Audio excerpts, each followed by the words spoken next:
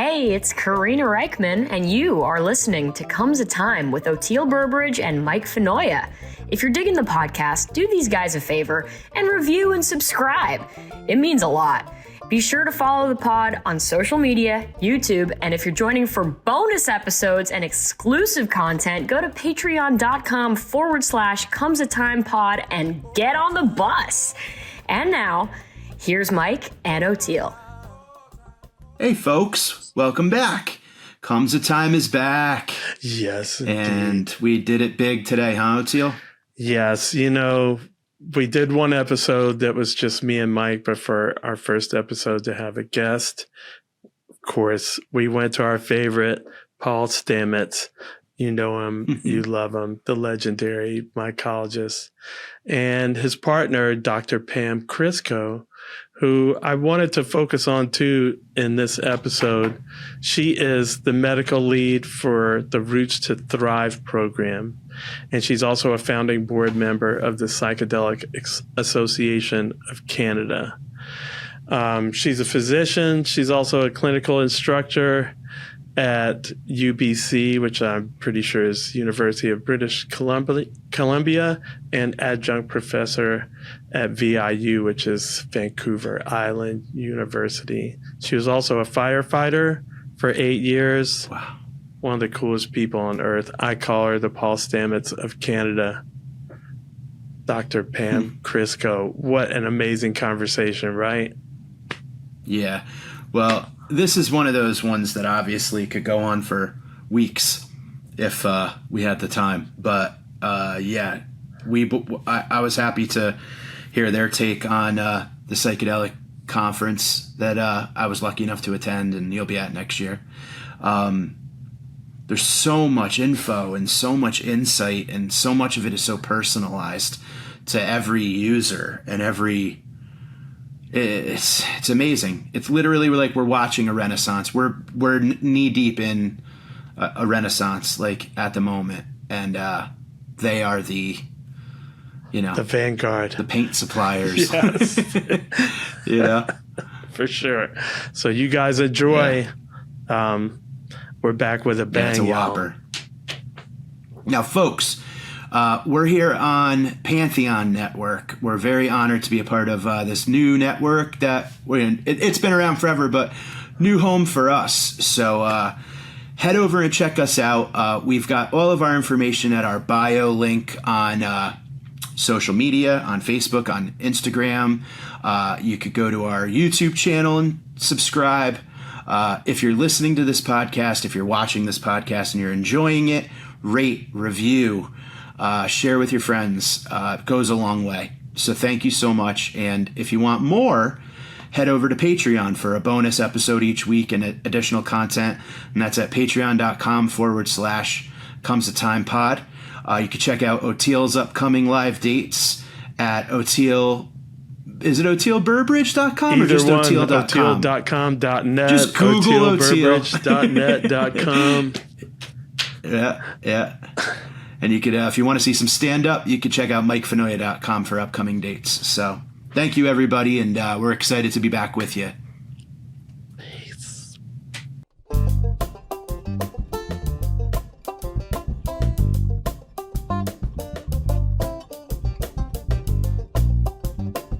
It's so bizarre. I've been a fan of the Dead for the Dead for 30, 40 years, and to have the tables reversed on me, it feels strange. But when we first met Oteil, I have this story. I was, when Chris invited us backstage to meet you, on the way, I told Pam, no matter what, don't ask for selfies, right? We don't want to be fans. And we walked in the door of the trailer, and the very first thing he said, "Oh my God, Paul Stamets, can I take a selfie?" And so Pam looked at me with an eye roll, it's like, oh my God. I didn't need to tell her that anyhow, by the way. She reminds me that frequently. But it was really funny. It's a great example of me sticking my foot in my mouth. So I really, I learn every day from my faux pas. Oh, so do I. And my favorite one by far was when you guys came to the conference in Miami.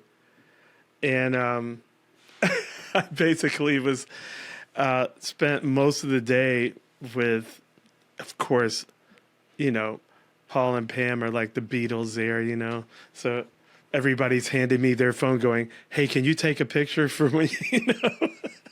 And Paul, you were cracking it up like, sorry, man. I was like, no, I love it. First of all, I'm glad it's not me. And second of all, it's so cool to like be on the other side of it. So that was such a kick for me. It was amazing because only 2 or 3 people like did a double take of you and me and you and me. And then it was like, what's going on here? And so that's true. There was 2 or 3 people that actually were like, no way. They thought we had dosed them. Am I seeing what I'm seeing? Oh my God, it was such a kick for me. What was the name of that conference? I can't remember now. It was Wonderland. Wonderland in Miami. Wonderland, that's it, in Miami. Yeah. So super cool. And then seeing you guys, always at the shows is so much I think fun. we're all honored to be thought leaders in these really critical times. And we all have messages of hope and really fostering the importance of diversity, the importance of biodiversity is key to our ecological and psychological health. And I think that our joint messages resonate with people when they realize that, we can together co-create a better future. And I think that's all based on collaboration, respect, kindness, and the respecting of who we are and what we're doing. So we all have different threads in the fabric that we're weaving to create a better reality for our descendants. And only collectively can these threads be woven together. Yeah, well, thank you for coming on our humble podcast to help us do exactly that. Pam, tell me, how did you guys meet? Because the last time I was looking at you guys sitting on the couch together, here was a thought that went through my head. I was like, these 2 people are so earthy. Like I could see you both with no clothes on, just sitting on a tree in the woods, but you're also like super uber smart. And then, and you're also, saving the world. I think, God, this is what the future looks like. What an amazing couple. Like, so I just am interested, like, how did you guys meet? And yeah. Definitely not naked on a tree in the forest. Would have been more interesting. But we didn't know you had cameras. So Oteil's everywhere, guys. No, the universe is strange sometimes, Oteil and Mike. I'm like, as you know, I'm a physician, and I had this one rare week off many years ago, and I had always wanted to go to Hollyhock, and Hollyhock's kind of like Esalen of the North, and I opened up the Hollyhock catalog to see what was playing, like what was an option to go, what courses were happening. And can I stop you real quick? What, for people that don't know, because I know what Esalen, I'm assuming you're talking about Esalen Institute. Yeah. Can you explain to those that might not know what Esalen or Hollyhock is? Absolutely. So Esalen, geez, I don't know how long it's been going, for decades. It's kind of like a retreat learning center in California, and Hollyhock is similar on Cortez Island, British Columbia. And they're both institutes that provide very advanced, progressive programming. So that's where you would have first had, stuff around meditation and mindfulness and yoga, and they tend to be on the leading edge of human wellness and health. And so Hollyhock does something similar on Cortez Island, that they have a lot of mindfulness programming, retreats, health, food, climate, social ventures, stuff that really is about doing things better in this world. And so Paul's been teaching a program there on wild foraging of mushrooms for 1988. 1988. Nice. Yeah. And this program just happened to be available on the 1 week that I had open. And I went to Hollyhock to go forage for mushrooms at Hollyhock with Paul and his teaching team. And we just became good friends. There's more to the story. Because Pam, Pam, we live on a remote island in just Lake Sound, but Pam lived in a more remote island, about 100 miles north of here. And she's been a permaculture gardener for a long time. And I was advocating the use of wood chips for mulching in the garden. And there was a narrative, a false narrative, by the way, that if you use wood chips, you would rob nitrogen out of the soil. And it dilutes nitrogen if you mix wood chips into a compost. But ultimately, wood chips and mycelium create nitrogen and increase the nutrition of the soil. With nitrogen fixing bacteria, the mycelium pre-selects, and mycelium eats nematodes. And so there's all these uptakes of nitrogen sources once the ecosystem starts going. So initially, wood chips don't have much nitrogen, but as it saprophytizes, mycelium decomposing it, then it becomes this very rich nutritional soil. And 12 inches of wood chips will become 1 inch of soil in 1 year. And so I was advocating this, and Pam shouted out in the middle of class, "It's true, it's true. I've been using wood chips for mulching in my garden for years, and it suppresses weeds, and it makes the garden." I just fell in love with her intellectually at that point. She agreed with me. So it wasn't two people naked on a tree. It was more a teacher-student vibe, Oteil. You were close. Well, Adults consulting. Of course. Yes. Collegiate. No power dynamic there. And in all the ways it's supposed to. Yes. I'm not sure what that says about me having a male ego, that I love a woman who finally agrees with me, right? And so, but anyhow, but she had much more practical experience than even I did, and I was impressed. And so I actually became her student. And so that's awesome. We co-collaborated on this idea, but then we got into the details, and I realized, wow, she's far more experienced than me, and she has practical wisdom. And then physicians, I think, come to health, whether it's human or ecological, from a much more analytical point of view. They really want to see real world outcome. They just don't want to see people philosophizing. They want to say, okay, well, that's interesting. Now show me the proof.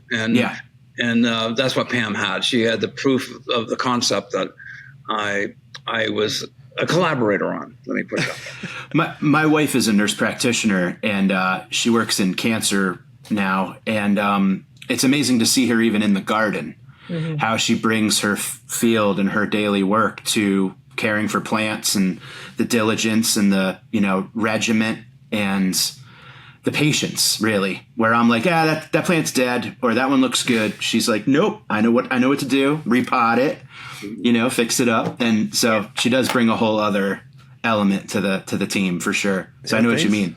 Things can come back to light. They can come back from the dead. I think I was still right. Like my third eye would still see, wild mushroom forager, permaculture. That's why I was getting the naked on the log thing. I tell you, I didn't think there were cameras around. I don't know. We are naked in the woods many times. So I'm sure. Well, Paul, the beauty of the Pacific Northwest. It's kind of a given, Paul, you were talking at the top about Pam's research. Pam let us in on all the latest and greatest that you're into. Well, yeah, there's a lot of great stuff. And first off, it's a team. It's always, it's a massive team. It's the Roots to Thrive research team. We have wonderful 11 researchers that all just work together beautifully, really in service to the patients. And so we have quite a few research projects going on right now. So we have our end of life patients. So we have our psilocybin for end of life, which is awesome. So 13 new patients have just started in the program. And what we do is we really follow how they're doing, how they all have end-of-life distress related to a palliative care diagnosis. And we're following them through. And the really amazing thing is that we've had 40 plus patients go through the program already. And of them, all palliative, and of them, only 3 have passed on, which is remarkable because these are palliative care patients. So there's something about a well-done psilocybin session done within a beautiful, caring, beautiful ceremony with a team that really cares and loves, like truly does love the patients and takes good care of them. These patients are doing well. They're returning to a joy of life and being with their friends and family. And, a common phrase is like, I'm not worried about dying anymore. I'm living. And so, we've got 13 new patients, like I said, going through. And then in the fall, all of our new psilocybin patients will be in actually a clinical trial so that we can then publish on the data. But we have already got such great results. So that's one of the reasons that we're doing the clinical trial. And then our other arm of our program, we work with PTSD with a ceremony with psychedelic assisted therapy. And we have a 92% success rate in 12 weeks for PTSD, which is phenomenal. So we have a firefighter cohort going through in September. Again, because, our firefighters, all of our first responders, they work their butts off. They come into these professions as heroes, like pretty well-grounded people, and then the traumas layer on. And then, they end up with legitimate, real PTSD, and it's really hard for them to get the care and help they need. So we're doing this clinical trial to prove once and for all that these psychedelic therapies help, so that our first responders and our frontline healthcare workers can get funded, can get the therapy and the treatment that they need, so that they can, get back to work and get back to their family. Would you be able to walk the listeners through maybe some of those first step processes as it relates to defining PTSD, classifying as PTSD, and then going through the treatments afterwards, retaking that assessment? That's a huge part of it that I don't think a lot of folks know about. Yeah, well, it's an inclusion criteria for our program. So people are referred by their physicians or their psychiatrists or their psychologists into our program. And these are people that have generally treatment-resistant PTSD or treatment-resistant depression or anxiety. So they've been doing counseling. They've tried medications. They've tried other therapies already. And if they were well, they wouldn't need our program. So there are certainly people that do get well from these other therapies. And then those that don't get well, then they've already been assessed, they've already have a diagnosis. And then at the beginning of our program, they also then go through all these validated healthcare, mental health assessments to ensure that they actually do still have a diagnosis. They meet with our psychiatric nurse and our psychiatrist to make sure that, we can safely have them in the program. They do our medical safety to make sure that medically they're safe to be in the program. And then once they're in the program, it's a very beautiful community group ceremonial process that really helps rebuild the foundations of human wellness. Not like, pause practices, meditation, exercise, good food, good community, good connection. You're worthy just by being alive for wellness. And then they come together as a group and have a psychedelic session all together as a group, which is amazing. And then, the integration. And then at the end of the program, they do all the same assessments that they came into the program with. Yep. And those are the numbers we see. We see massive reductions of depression, anxiety, their work life, appreciation for their work and their life goes up to like 92, 93% of. Yeah. Who gets that in work life, right? And then their PTSD, 92% success rate in maturing PTSD. And these are, like I said, people that have already gone through a lot of therapy. Yeah. Those are amazing numbers. Just so you said something, pause practices. What is that? Oh, pause. Well, we call them pause practices, but a lot of mindfulness, like really helping people drop into that parasympathetic space, like where you're totally relaxed, flow state. You've been there many times with music, I'm sure. And so whether that's meditation or, 4-7-8 breath work or anything that can just really get us out of fight, flight, freeze, and just drop into that space where we're relaxed. So everything is, any path you choose, just to pause, just to take a break. Yeah. It could be like go kick a soccer ball. Absolutely. Walk in the forest. Yeah. Sit on a bench, hug a tree, play an instrument, paint. I feel like my kids give me that a lot. Or I take them more now. Like, it's like, Daddy, pay attention to me. I'm like, you're right. And I just put everything aside but it helps me. So maybe I was doing pause breaks and I didn't realize it. Mm. Kids are amazing for that. They're in the moment. Like they're down on their knees looking at an ant. Like how often do you do that as an adult? that's my son all the time. Like, I have a fear of dead things, and I'll see him laying on the at the pool, just laying there for like 20 minutes. So I go out, and it was a little dead lizard, and he picks it up. He goes, "Look, Dad." But he was just staring at it for like 20 minutes. I thought, man, that's everything. He's curious. He's alive. He's happy. He's totally winning. Pause break. Let me stare at this dead lizard. Yeah. Dead lizard therapy.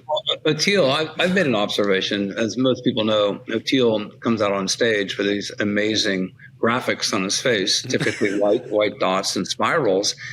And, I've been around a lot of performers, and myself, I have my own practice before I go up on stage. All of us are nervous. I have never met a performer who's good, who's not nervous, right? And Oteil, you kind of get into this space where your face is being painted. And I realized, boy, in the next few minutes, he's going to go up in front of a stage of 50,000 or more people. He's going to perform. And you're just totally into this Zen space of having your face lightly touched with a paintbrush. And I thought, this is his key. This is how he gets into his pause state. This is that practice of just, tuning in and relaxing. And then you go up on stage and just knock it out of the park. So I'm going, okay, now I know his secret. He's also practicing. Well, that didn't happen till this tour. Like, Jess, my wife, had painted my face on other tours before, but it was never like I committed to doing it every night this year. And then my wife couldn't be there. So Bob's daughter, Chloe, volunteered to help me do it. And I have terrible, terrible stage fright. Always have. Stomach gets really bad about 2 hours before it's time to go on, and then just gets worse up until about the second song or halfway through the first jam or whatever, And getting my face painted forced me to be still. And it was the greatest thing because it puts you in a very meditative state. And it's the first time that I've ever centered down that far before every show. And I went out calmer. And it really, and then the yin yang of it was crazy because then it was like an explosion, But yeah, that was my secret this tour. I wish I had it for the other tours too. And seeing you guys, and man, I know we're diverging off, but we got to talk because a memory just came into my head. And as Jorma Kaukonen says, life is all in the tangents. But looking up and seeing you guys in Dublin and Snow Raven just kind of made my mind explode. That was really cool. I wish I could have been out there in the audience with you, Wow, you saw us out in the audience, huh? Wow. Well, you saw that you sent me the picture. Oh, yeah. Okay. And I was like, I would love to be there with you guys. That was so cool. It was so fun. Go ahead. No, my fault. Sorry, go ahead. Well, I was just going to, one of the things too is that it's such a diverse audience.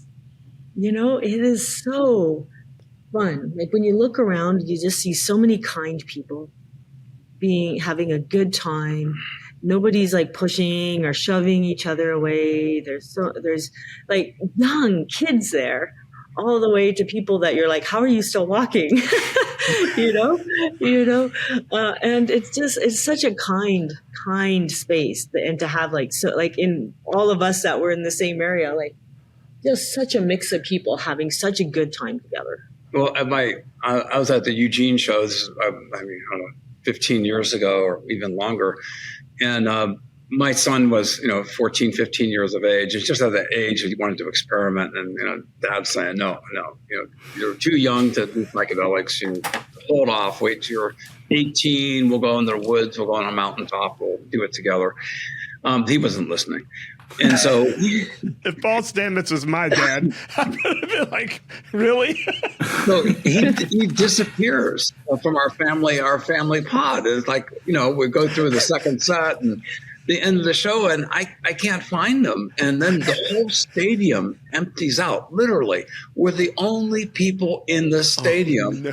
Where is our son? Oh, no. And so then finally, got a hold of the medical tent and whatnot, and they go, oh yeah, we go talk to him, and he did a massive doses of LSD. But in the meanwhile, we're looking for him, and the narrative that we heard from people over and over again, don't worry, this is the Dead Show. We're a community. He will be taken care of. Don't worry. And I'm like, I'm very worried. I've been looking for hours. And he said to me, he goes, yeah, I was laying down and this big red cross was over my head, and it was very religious. I didn't really know what to make of it. It was in a medical tent. Tripping his brains out. And then it was like, so true. The dead community took care of him, right? So the parents were having the worst time, right? As the kid, he was having a great time, and he was loved and taken care of. And so it's always the one that gets lost that's having the great time. Everybody else is, I remember New Year's Eve, 99 into 2000, Fish played at a Seminole Indian reservation in Florida, and we all walked in together. They played from when the ball dropped until when the sun came up.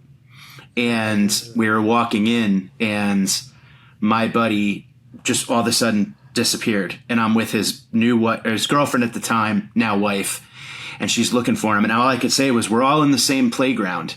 We're all in the same sandbox having a good time. He's just somewhere over there, and he'll find us. And sure enough, 3-4 in the morning, he just came prancing over, and we pulled it together. But yeah, we have to treat it and remember that. Like we chose to be here. We're all here together. It is that great scene. If you're going to get lost anywhere, that's the place to do it for sure. It reminds me of my family at Meow Wolf.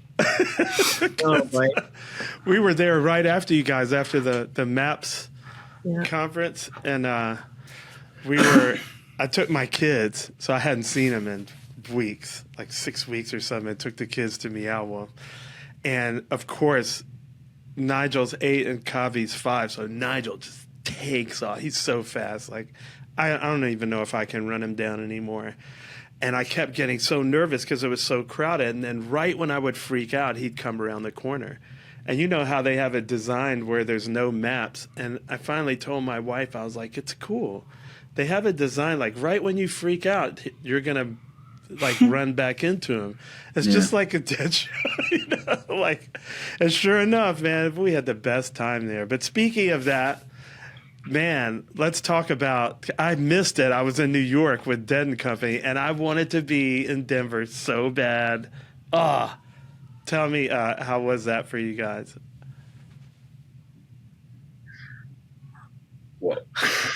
Well, the analogy I make, I've been involved in the psilocybin scene, since I was 14, but really, I got a DEA license in 1977. I could grow psilocybin, collect it, et cetera. I was strictly compliant legally. I adopted the phrase, nature provides, I don't, and I never violated that. And then I just recently got a DEA license. I passed my background checks. Pretty amazing. How did you do that? Congratulations. Congrats. But the analogy that I make is like, you're like a surfer and you see a swell coming across the ocean. And okay, well, I'll get on this swell and this little wave, and you're paddling, diligently, and then the swell gets a little bit larger and a little bit larger, and this is going to give a pretty nice wave to surf on, and the wave gets larger and larger, and pretty soon it becomes a tsunami, and you go, holy shit, what am I on? And that's what it feels like, a tsunami of interest. And with that is the good and the precautionary. And that's something that I think we all need to be careful in establishing well-defined guardrails, in the sense of not confining you, but preventing you from steering off the path and having a wreck. One or two highly publicized bad experiences could set back research for decades that could benefit literally tens of thousands of people. Absolutely. So, it's really important that we are very careful with these powerful medicines. They are very helpful for treating people with mental challenges and diseases and PTSD and trauma, all those things, yes. But I think they're also very helpful at preventing trauma, preventing PTSD, preventing violence. And some of the studies that I'm particularly fascinated by is the association of psilocybin use is statistically significantly related to a reduction of partner-partner violence, to criminal behavior, antisocial behavior. Yeah. So then you think about that, is that when people have these profound personal experiences, they become nicer people. So I believe that psilocybin makes nicer people. And I think it's important that we address all these people who suffer from these tremendous challenges, which we absolutely need to treat. But wouldn't it be better in the future if they never even had these problems? Yeah. So I think prevention of disease, prevention of crime, reduction of addiction, alcoholism, tobacco use, opioid use, all these benefit society, and the return on the investment. And this is why it's interesting that politically conservative people are really supporting psychedelic research for veterans, for law enforcement officers. There's a major push. And at the conference, Rick Perry, the former Republican governor of Texas, he invited a Iraqi soldier to come visit him who was suffering from PTSD, and nothing helped him. And he witnessed him take change from taking psychedelics. And he was only supposed to spend the night, and he left, I think, 2.5 years later at the governor's mansion.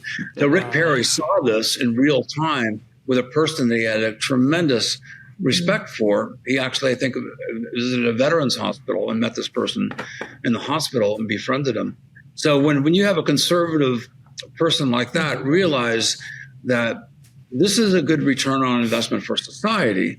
If these things are non-addictive, one or two experiences can radically change people's lives, where these other pharmaceuticals have not been, they kind of dumb you down, they lessen your reactivity, but they also lessen creativity. They lessen, they numb you out.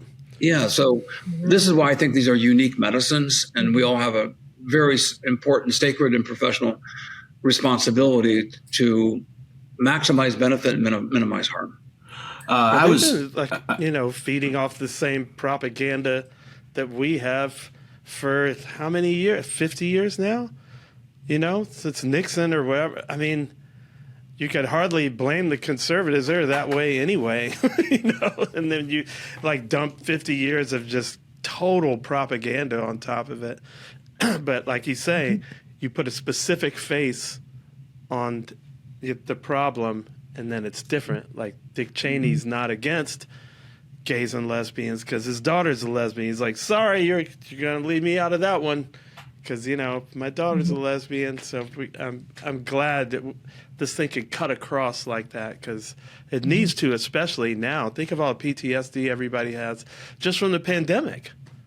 Yeah. Exactly. And that was one of the things about the conference that was so interesting. There was... You okay, Mike? I'm fine, yeah. Is everything okay? Can you hear me? Oh. Yeah. I thought you said something, and then I think now you got a delay on you. So. No, I was just waiting. I didn't want to interrupt, Pam. but go ahead, Pam. Okay. What was so also unique about the conference, I mean, it was 12,000 people. And I think, MAPS had an epic event to plan. And around, they did unprecedented number of scholarships and, access. They really went over as much as they could to make sure that they were covering the cost of people that could not otherwise afford to be there, to make sure as many voices were heard. They had so many tracks. Like, one of the biggest complaints people had about the conference is that there were so many tracks and that there would be 4 things going on at exactly the same time and you couldn't get to it. So there might be a clinical trial and an Indigenous voices and culture and therapy all going at the same time. So it was really big. Thank goodness they're going to start releasing some of the recordings. But the other part that I think was so well done about the conference is they had this place called Deep Space. And it was the artists, like the artist space. Like, that's what I love about psychedelics. Like, certainly they're fantastic for helping all these challenges, mental health challenges, physical health challenges.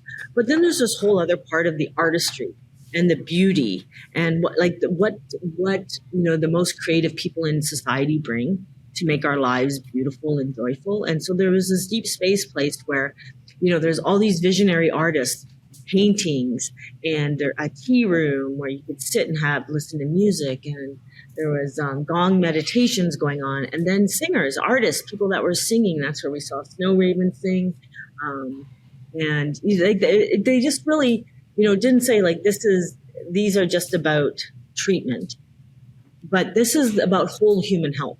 And so they had this other area, and they had this beautiful yurt that was set up with the jungle in it, that you could just sit and be like literally in nature in the middle of a conference. And, I would love to see more conferences do that really nourish that artistry of us. A lot of other cultures have people to kind of shepherd you through your psychedelic journey. Do you think our governments are warming to the ideas of embracing those people or their traditions, or maybe modeling something after that? I think we're kind of co-creating something new, Oteil, because when you look at, we have a university program, and we have a lot of Indigenous knowledge keepers from around the world that speak to the students. And it's quite common in many of the medicine traditions that, in fact, most people in the community don't use the medicine, that it is the community's healer, the community's medicine person. And quite often they don't even consider themselves the medicine person, but they're referred to as a medicine person. But that's the person who uses the medicine, and through that they keep their community healthy. And now we're in this space where we are all wanting to take the medicine without having that community structure. So we're creating something actually new in a way.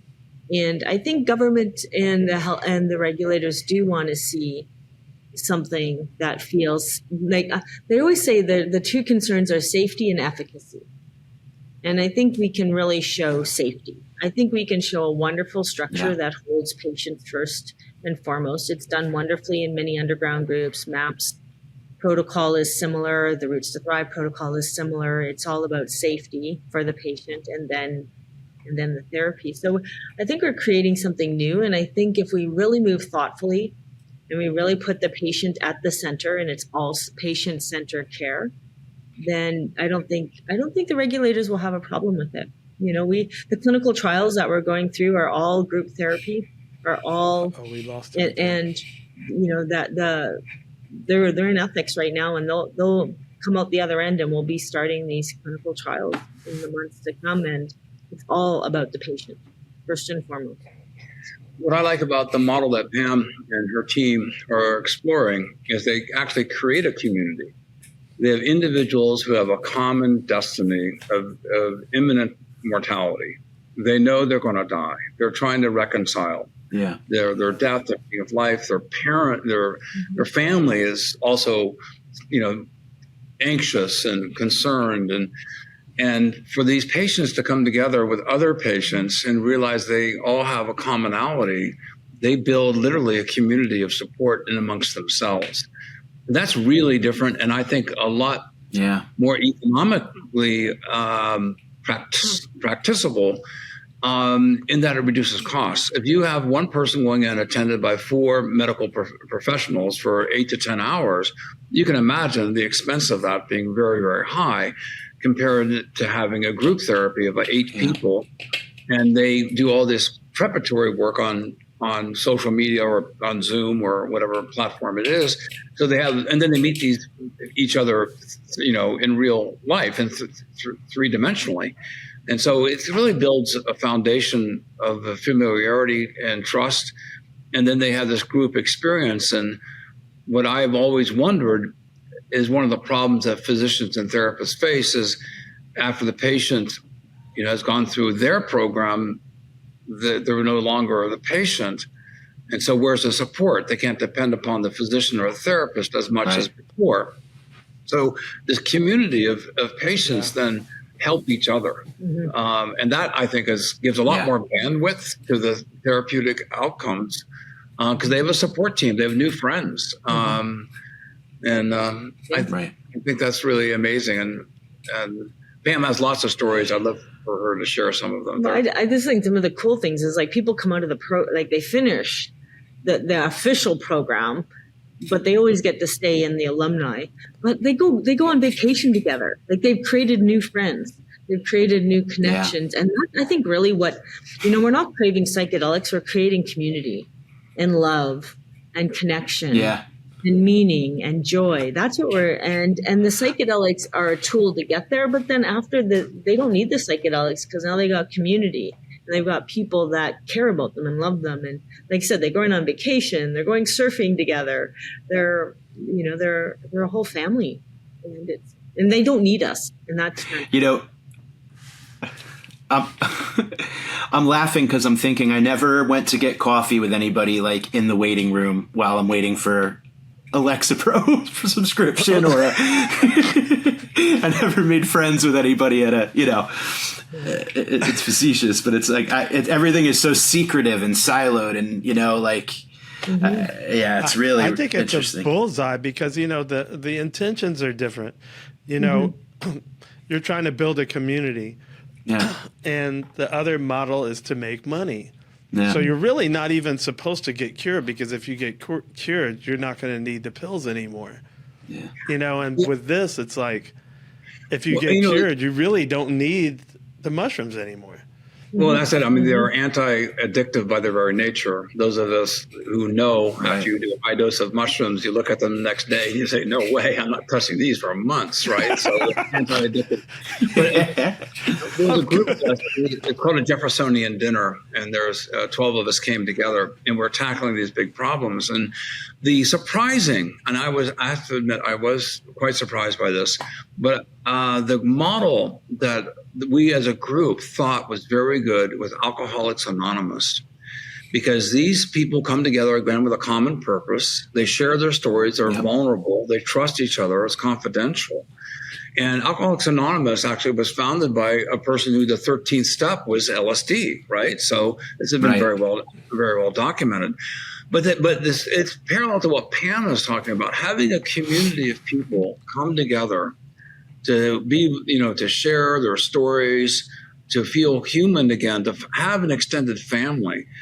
And it's a very successful financial model because so much of us volunteer. So there's Narcotics Anonymous, Alcoholics Anonymous, but I really think, there's Psychedelics Anonymous. There are Psychedelics Anonymous. There's Psychedelics Anonymous. Well, I think that's a model that should be further expanded upon. But it's not because people have problems with psychedelics. It's people that have been in recovery, have used psychedelics to assist the recovery, and are now using the 12 steps in the recovery model. Who would have thought that using psychedelics for drug therapy would help you? It's great, though. I'd like to ask both of you actually from a, I know that, for instance, like ketamine can be used in tandem with SSRIs for treatment, for like rapid depression treatment. Is microdosing. I heard at the conference someone, not a presenter, just someone that I was speaking with, talking about how potentially microdosing in tandem with, if someone's on a pharmaceutical, as like there's a pill called Abilify that a lot of folks who don't take their SSRIs don't work as well, right? So they take, it's like a booster. And a lot of folks were saying that microdosing could potentially be a natural Abilify, if you will. And then that would in tandem maybe wane off. Is that anything does that have any levity, that statement, or was that just someone chatting with me at the conference?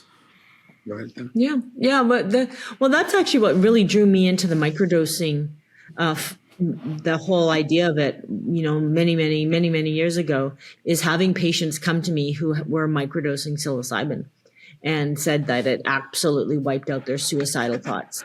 And then they continued, and then they slowly would wean themselves off their other medications over time, like thoughtfully and slowly. So we see we have a lot of that, and we hear a lot of those, and we have collected a lot of those case reports. And I think people the nice thing about microdosing is it can be a very individualized process. You can do it very slowly over time. There's no rush to wean off of the medications. You can do it so you don't get the side effects of the withdrawals. And if it is a good transition, then people can monitor themselves over time, saying, is my mood staying stable as I continue microdosing and slowly wean off this other medication? Or do they work together synergistically for me? Because these, I don't like to throw medications out, because for some people, they are incredibly life-saving. Like for some people, SSRIs work amazing and SNRIs work amazing. And we really figured who are the people that do really well on them, and then ones that don't, what are the other alternatives? So yes, on that. And then also, LSD microdosing, like Amanda Fielding has done a ton of work with Beckley Foundation on around this and microdosing LSD. So we have a lot of stuff around that, and ketamine as well. A lot of our patients in our program, as they get, they're better, but then they just need something, and if they don't want to go back, then they're microdosing psilocybin, or they might be microdosing very small amounts of ketamine. And the interesting thing is, not like the SSRIs, they're not taking it every day. They might be taking it, every second day, or 3 days a week, or in women, they might just be microdosing the week before their menstrual cycle, and then that's it. So, do you want to add anything to some of the data? Well, I was inundated with people's personal stories. A really common one was people were on SSRIs which are not working for them, started microdosing with psilocybin. And by definition, microdosing is non-intoxicating. It's subperceptual. And then I had heard 2 or 3 times people microdose for about 8 weeks, and then they stopped microdosing and they were better. So the microdosing actually helped them get off of SSRIs and eventually seemed to renormalize their psychological health, where they no longer needed SSRIs. They're even microdosing itself. And I went, wow, this is like organically changing the neurophysiology of your brain, right? It's totally resetting the baseline of a healthier, persona. So I think the future, just like modern life. I think the future, and from my perspective, I have a phrase that most of us are on the spectrum of healthy normals. Whatever that means, whatever normal means. But anyhow, we're not right. Who's normal? But we're all on a spectrum. Let's agree on that. But I think I agree 1,000,000% with that. Yeah. I think the modality that is likely to become very prevalent is on your birthday or annually, 1 heroic dose of psilocybin, then chased with microdosing. And then breaking, taking a break, seeing if you don't even need microdosing. But I think that annual, deep dive, into the unanimity of universal consciousness, really important. Sure is. I don't think I've ever done like what's considered a heroic dose. I guess I should. How many micrograms would that be? Well, we would talk about milligrams, and then when you talk about mushrooms, you would talk about grams. 5 grams. 5 grams at 1% is equivalent to 50 milligrams of psilocybin. Most of the clinical studies are between 25 and 35 milligrams. So 50 milligrams is a twice the clinical therapeutic dose published in the literature typically. 25 milligrams, 2.5 grams of psilocybe cubensis is a journey, a deep journey. That's a pretty good one for most people. 5 grams. So micrograms is for LSD? Well, micrograms would be LSD. It's 10 times more active. So okay, so that's what I was getting at. Not 2 grams of LSD. When I used to do my... You got to be... When I used to do my trips... You got to be good at the metric system here, folks. They don't want to make a mistake. You don't want to do 5 grams of acid. No, well, see, when I used to do it as a teenager, I've learned this later after the gorge, that I was doing about 50 micrograms of LSD. I would always do like a half hit, basically. And that's good. I didn't see anything. It didn't feel heroic at all, No. When you do a heroic journey, you're on the floor. You're not moving. You're not moving. Yeah. I guess I should do it one time before. Maybe for my 60th birthday. It'd be like... There you go. Well, I think that, psilocybin in particular has an incredibly bright future. Mm-hmm. Well, I mean, the problem with psilocybin, it's got a PR problem. It sounds too good to be true, right? Because if you heard this and not knowing that there are clinical studies published, in very respectable journals, the Journal of the American Medical Association, New England Journal of Medicine, the Journal of Psychopharmacology. But if you had heard this not knowing that this was proven, just think about it. A one-time experience or twice, you could stop tobacco smoking, 67% of the people. You could then, a one-time dose, you could treat major depressive disorder. You could stop drinking or stop binge drinking from one experience. Well, we just covered, tobacco, nicotine, alcohol, depression. I mean, it has a too good to be true, reputation, which we've all been trained, if it's too good to be true, it's probably not. But I would like to say there's always exceptions to rules.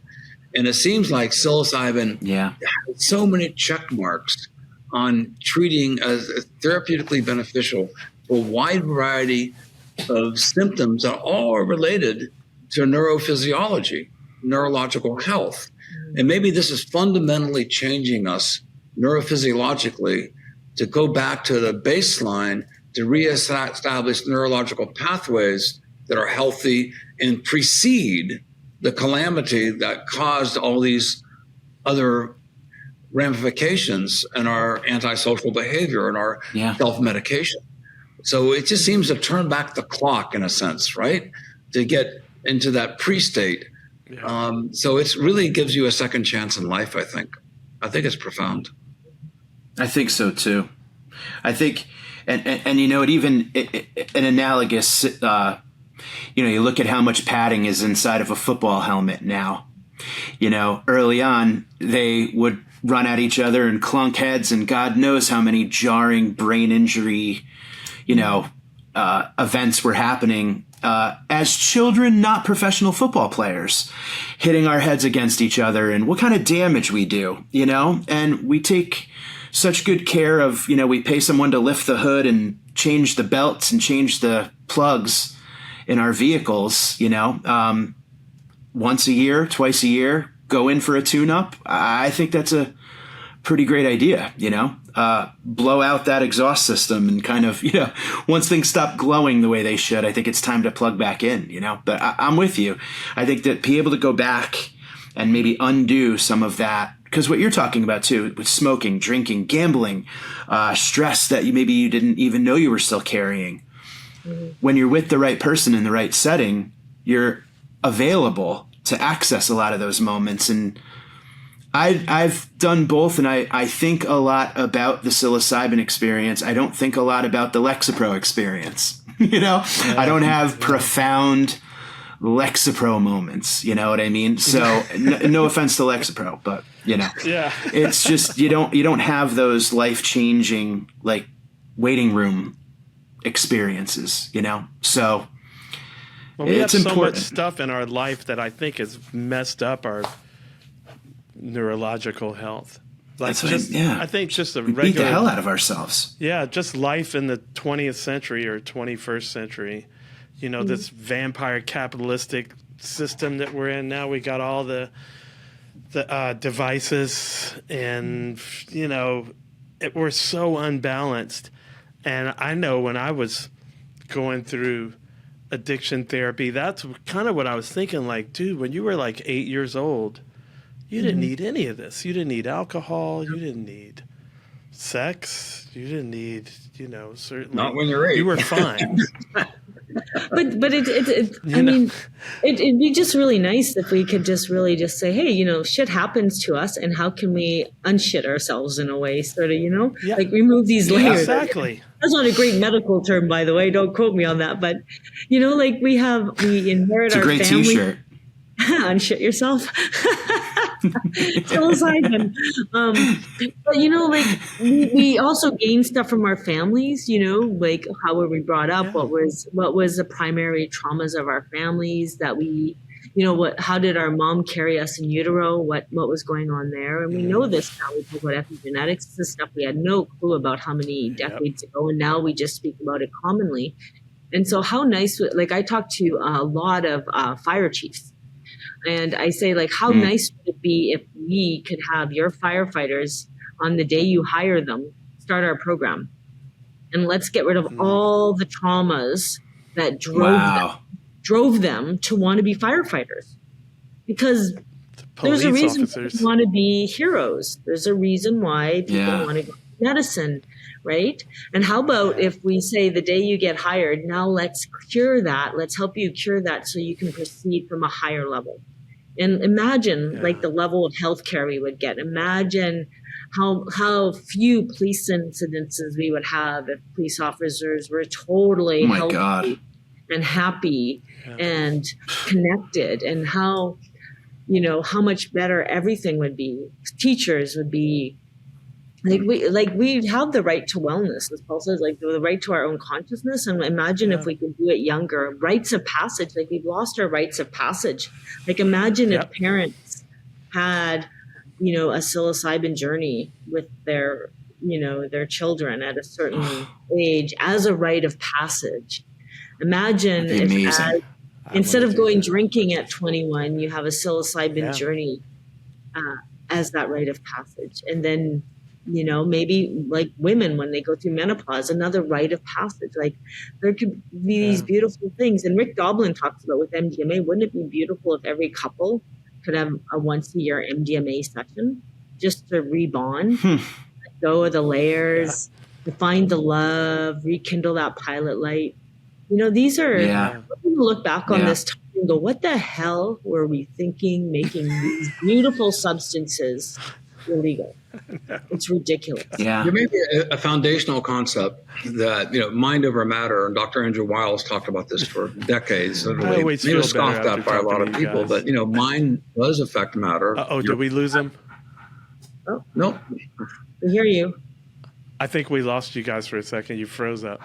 You said, I heard foundational concept. Okay, I'll start again. I think there's a foundational concept here of mind over matter. And Dr. Andrew Wiles has spoken about this for decades. And now it's, very much considered to be medically relevant, that your state of mind influences your immunological readiness, your immune health. And if you have,